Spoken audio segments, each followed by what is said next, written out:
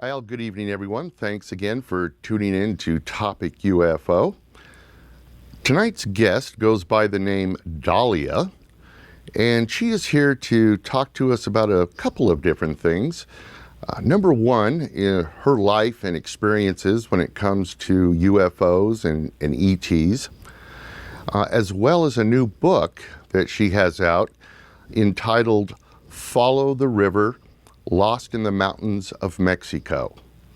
And from what I understand, there's a story behind all this, and we will definitely be getting the inside scoop from her on that. So without further ado, let's just go ahead and bring her on. Dahlia, are you out there? Yes, I am, Rick. Hello. Good, good. How are you today? I'm doing wonderful. Excellent, excellent. Well, thanks for coming to talk to us tonight. Dahlia, from my understanding anyway, it appears you have had experiences starting at a very young age. Can you tell us a little bit about how things all got started with you? Yes, I can, Rick. When I was, I'd say around 3 or 4 years old, there was what we thought a ghost walking through our house, and it continued through the years. And through my research as I got older of UFOs and EVs, I realized that it had been one of the Greys that had been walking through the house all those years. And I also have had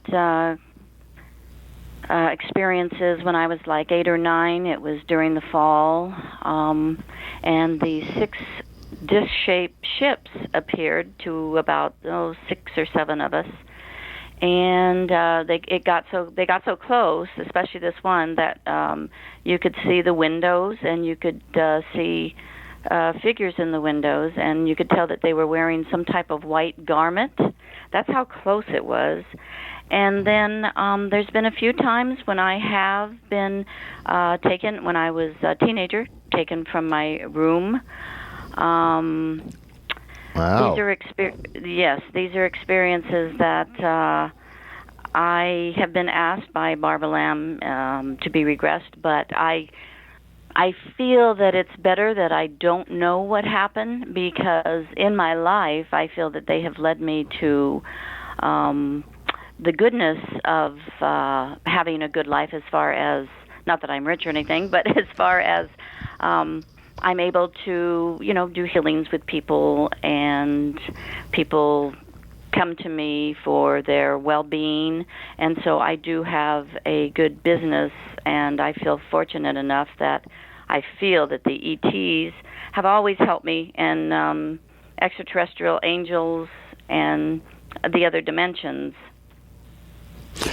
Yeah, now let me ask you, because the only the story that I'm reminded of from what you were just talking about, as far as the crafts being so close you could see in through the windows, was the Betty and Barney Hill case, which was the big one back in the early 60s, where supposedly the craft was so close that they could see these entities. Are you able to recall what these entities look like? Yes, well, there's been several different kinds, but the first experience was they were about 3.5, 4 foot tall, and they had these, the round eyes. They weren't the Greys at the time, because they were 3.5, 4 foot tall, and they wore a suit that was like patent leather. It kind of shined, and it was almost like, and this was in 1965, and their suits were almost like a space astronaut suit, which I don't believe they had them at that time the way they looked, because they had the boots on, and no part of their skin showed, but you could tell that they had just a slit for a mouth and like 2 holes for the nose, and then these big dark eyes, and that just looked right through you. And when he communicated with me, it was through mental telepathy. Yeah, and then this gray that you remember seeing as a very young child, that your family used to refer to, I guess, as the friendly ghost that used to walk through your house. Now, what made you do research, or what spurred you to do research that then got you to define this thing as a gray rather than a actual human ghost? Or through pictures that I've seen and through my research through the years. Well, what got you interested in researching, I guess, would be the question. I see. My experience as a little girl when I was like 8 years old, seeing the discs, and then also, I almost forgot about this one, when I was about 6, we went over to my cousins, and they lived in California, South Beach, I think, and they had a field that a bunch of us kids, my cousins and I, went out to, and it was kind of dark and dreary that day, but we still went into the field that we weren't supposed to go in. And as we were playing, there were 2 entities. They looked human, a man and woman. They were wearing a gray jumpsuit, and it had an insignia, which I could not tell you what it said or what the logo was. But the woman had not bobbed hair, but her hair went under. Very nice, no makeup, and the man was tall. They were both tall, and they were white. And they just said, we all stopped and looked at them, and they said, go home and tell your parents that you've seen us. We are from the planet. They told us the name of the planet, but of course, I cannot remember what planet they said they were from. And then they just, like on Star Trek, they just disappeared. Dematerialized, huh? Yes. So that is, at 6 years old, that and the thing that happened to me when I was 8, seeing the discs, just kind of led me in that direction. And then we had some neighbors down the street that would go to Giant Rock Airport, where they held their that's where the original UFO convention was, which was in Landers, California. Oh, so I would go with them as a little girl and listen to Van Tassel. Yes. It's called Big Rock Airport. Yes, in Landers, California. Landers, where they had the big earthquake. Yeah. Eventually. Yes. I remember that. Yeah, and so I would go with them every year to this convention. I guess I started about 9, and it was so my life just kind of, the path went that way. Now, and I was always the one in the family that was different. So did any of these other, and I know there were other kids with you this time that you were out in this field that you just told us about. Yes. Now, have you ever been able to talk with them again to confirm that this actually happened, or have you? Really? My sister was one of the kids that was with us, and she does not remember. She does not remember. Is that right? Yeah, that's correct. She does not remember. So there's nobody but me that knows, that remembers that. And now, how old was she? Was she younger than you at the time? Yes. See, I was about 6, 7, 8, 9. She was 10. She was 10. Uh-huh. That's strange that she doesn't remember. Yes, it is. There's a few incidences that she does not remember, and what do you attribute? Used to bother me. What do you attribute that to? I mean, do you think that you just have the ability to tune into frequencies that perhaps other people can't? Well, my sister can't. That's definite. But yes, no, I feel, that word, you feel chosen, and it's not like we're special or anything. Mm-hmm. But I just feel like, this is what I came down here for, is to help the world to realize that there are other universes, dimensions that have living, breathing people, entities, whatever you want to call them, and that it's not just this three-dimensional world. So would you say from your experience then, the majority, if not all, of these entities that are involved in these abductions and experiences, they come from a different dimension rather than a different planet, or is it a different planet in another dimension, or what's all that about? Or what do you think about that? I believe that they're on a planet, but there are many dimensions. So I don't know. Like, we're in the third dimension. They could be in another dimension. The universe, all the galaxies, can be another dimension. Mm-hmm.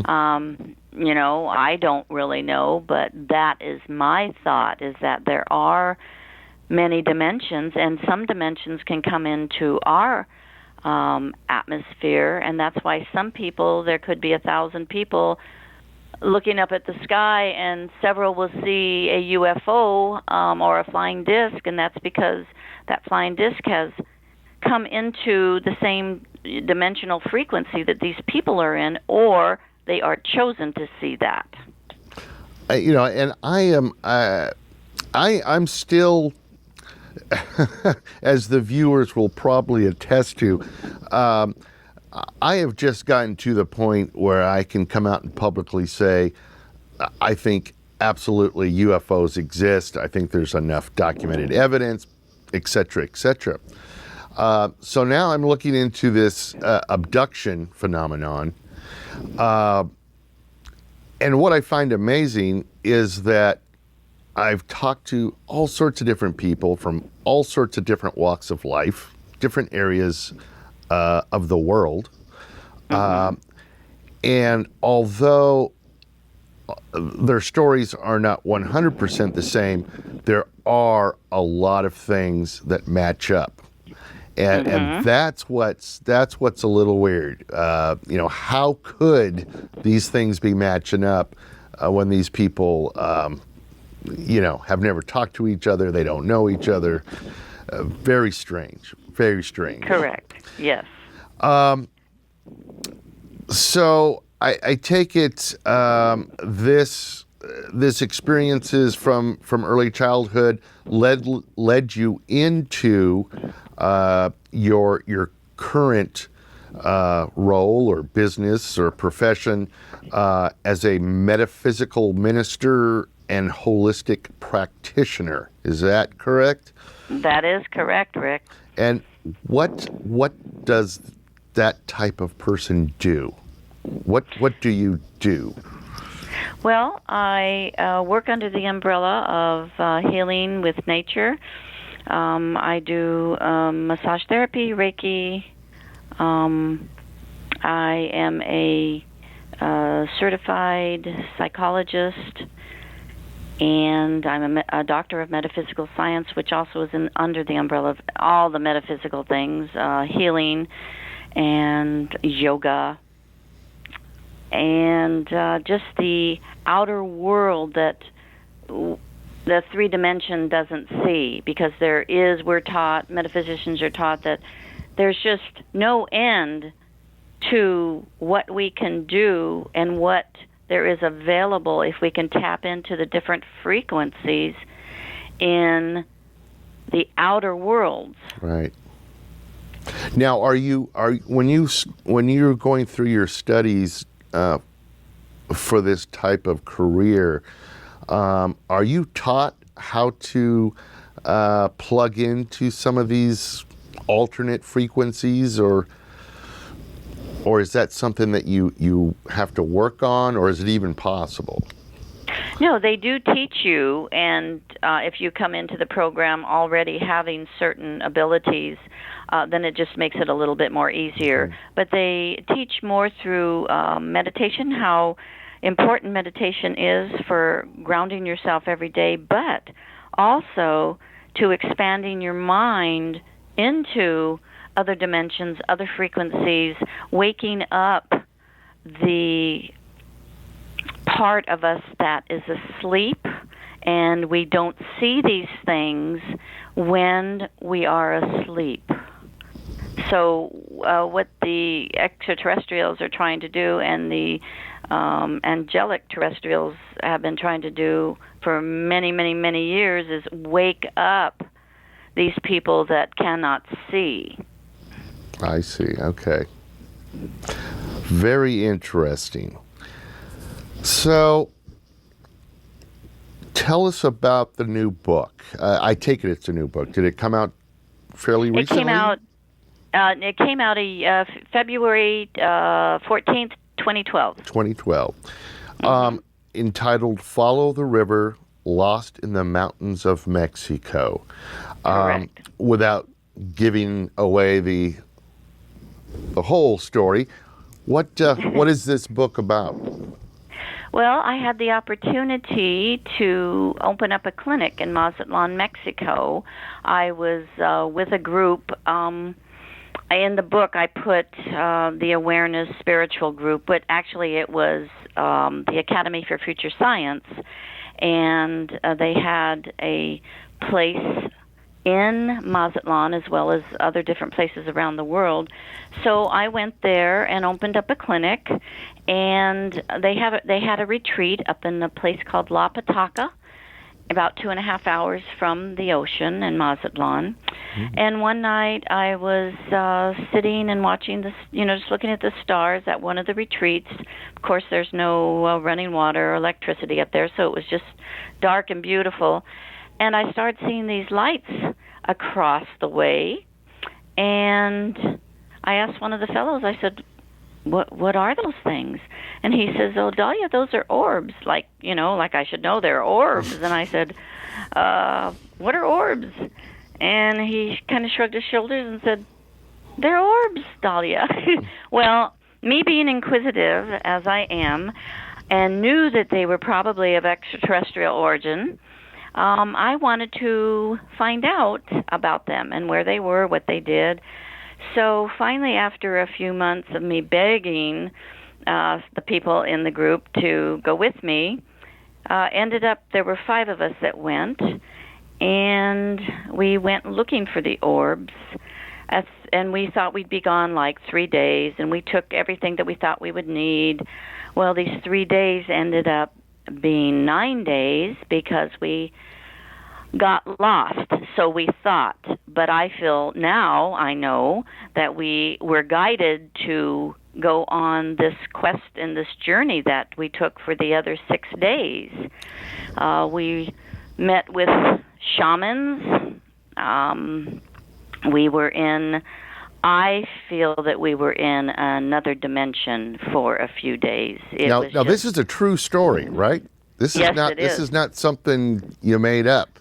No, this is absolutely true.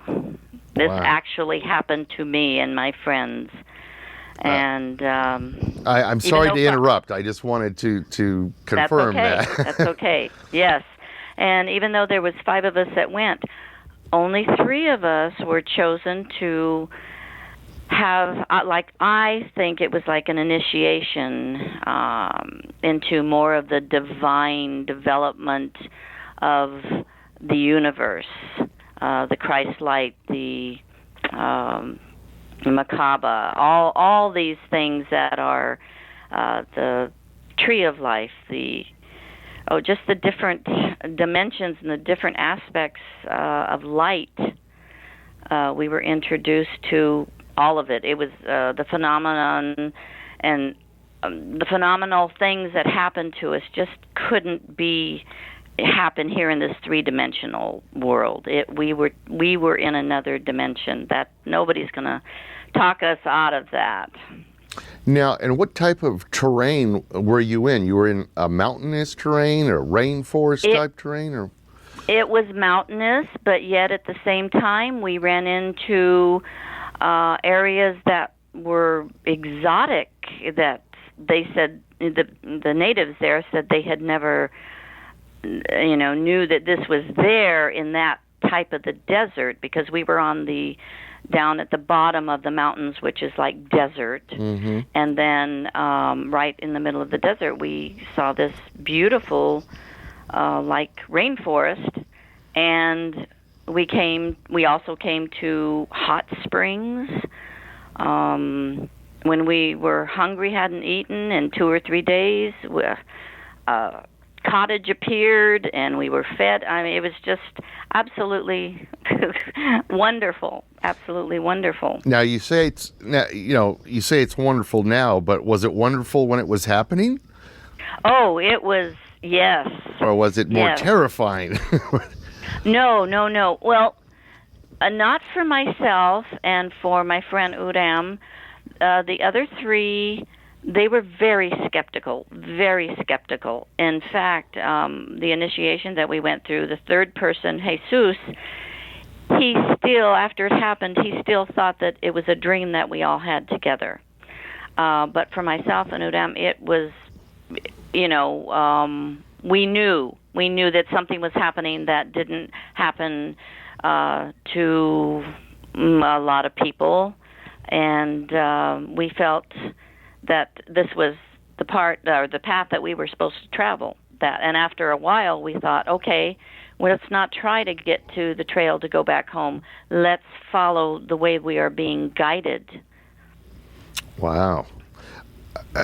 So now I don't want to give away the story here or the book, but did you ever find the orbs? Did you ever get closer to the orbs? Or oh, yes, we did. Okay. How far into it do you want me to get? Well, I don't want you to give away the story, but first of all, what I'd like to ask you is, when you first saw these orbs, as you're saying, mm-hmm. you're just there relaxing, and you're seeing these orbs. What were they doing? Were they just bright lights that were slowly moving across the horizon? What were they? I feel that they were in contact with me. They were changing shapes. They would get big. They would get little. It was like they were dancing or performing, and they would be white light, and then they would be green or pink. It was blue. They were just beautiful. And they would go in and out of this mountain. So you knew when, you could see them coming in, and when you knew you didn't see them anymore, that's when they went into the mountain. And then all of a sudden you'd see one come out of the mountain. Wow. So I felt that they were discs. I thought they were flying saucers when I spoke to Udam and asked him, and he said they were orbs. But finding out through our journey, they were angelic extraterrestrial orbs that could change to whatever they wanted to be. So now I've heard you say this word now a couple of times, angelic orbs. Mm-hmm. So what is the difference between an angelic orb and a generic orb? Is there a difference? Can there be a difference? Yes, there is. There's different types of orbs because there's different types of biological energy in there. Mm-hmm. So they're from other dimensions. The ones that I'm speaking of were of a higher dimensional divine essence, rather than your, just a regular old orb where they come and like they're in your photographs. Right. Or you see them flying around, I don't know. Those are just generic, like you said. I would call them. I don't know. Did you Did you come from a highly religious family or background, childhood? No, not No? at all. My mom went to church sometimes, and my dad was a Catholic, and he went to church sometimes, and they were different religions. And my dad was very psychic, so maybe I got some of this intrigue from him.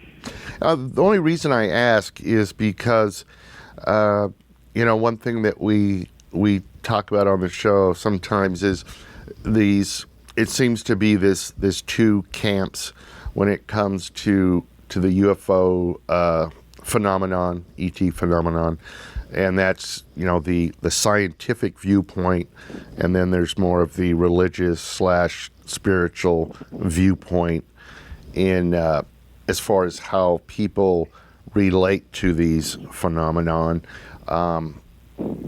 and I guess how they define them. Would you say that you approach this in more of a spiritual way rather than scientific, or do you just, I don't know, how do you view this phenomenon? Is it a spiritual thing? I view it as a scientific spiritual thing because I believe that science is spirit. Science is spiritual. We just haven't, the scientists just haven't put that label on it yet. Oh, that's unusual. I've never heard anybody say that before. Mm-hmm. Wow.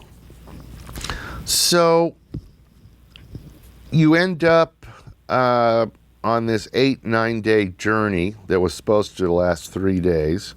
Correct. Obviously, you made it back alive. Yep. And so you decided to write a book about it.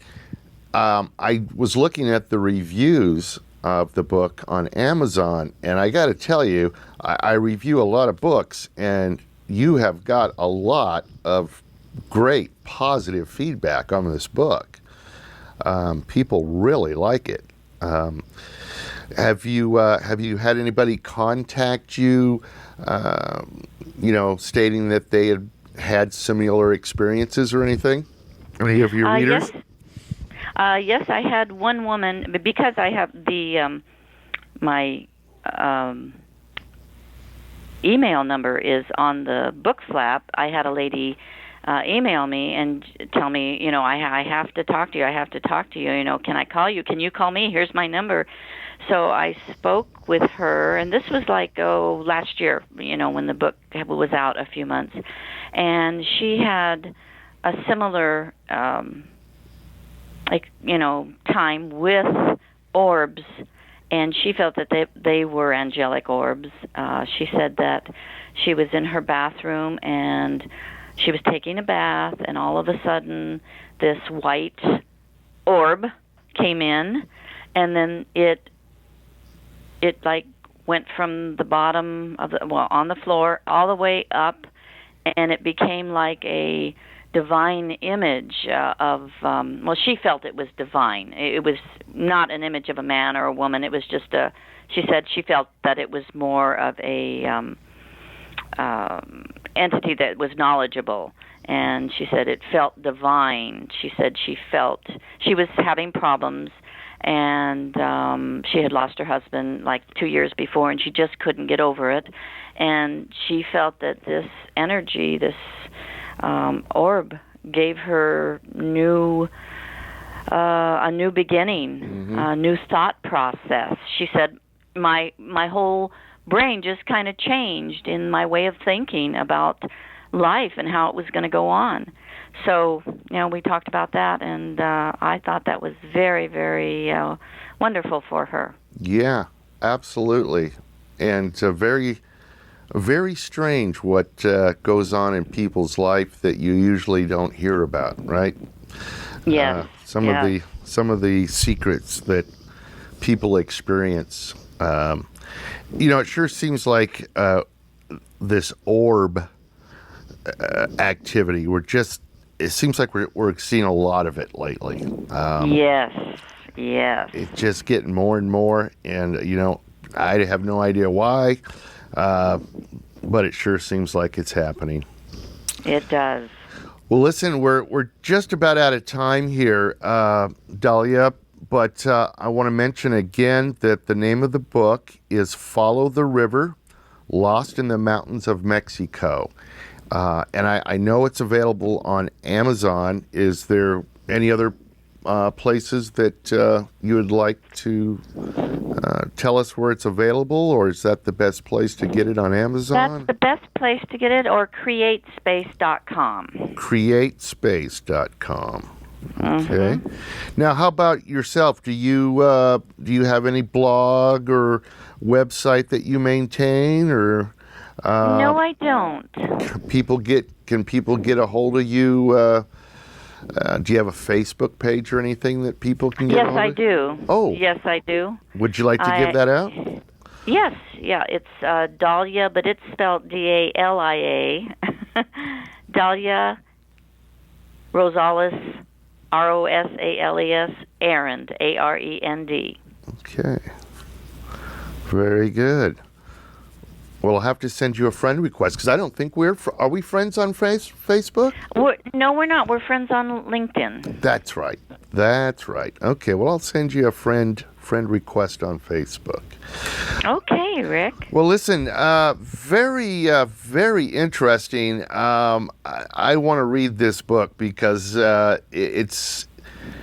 you've got my curiosity piqued now. I didn't want to give the story away, but it does sound extremely interesting. Especially 31 years ago. Is that how long it's been now? 31 years ago, huh? Yes. Wow. So, have you had any UFO or ET experiences lately? When was your last experience or sighting? Can you remember? My last sighting was about 2 weeks ago. Really? And this in California? Yeah, they go in and out of my life. They'll peek out at me and they'll say, "Hey, we're watching you." But I had a friend with me that also saw it, and it was just hovering there in the sky. And we watched it for 10 minutes. And of course, I go in to get my binoculars, and I come out and I look through it, and I saw it for maybe 5 seconds, and then it just went into gone. Lucky. I don't know why I can't seem to catch one, but one of these days, I'm gonna. Yes, you will. Yes, you will, Rick. All right, Dahlia. Well, listen, thanks so much for talking with us tonight. Thank you for having me. Congratulations on the book, and Thank you. We'll stay in touch and wish you luck on whatever comes next. Thank you very much, Rick. All right. You have a nice evening, Dahlia. All righty. Mm-hmm. Bye-bye. Bye-bye.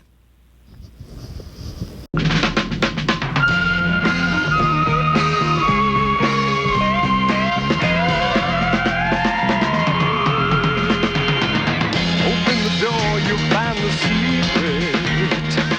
To find the answer is to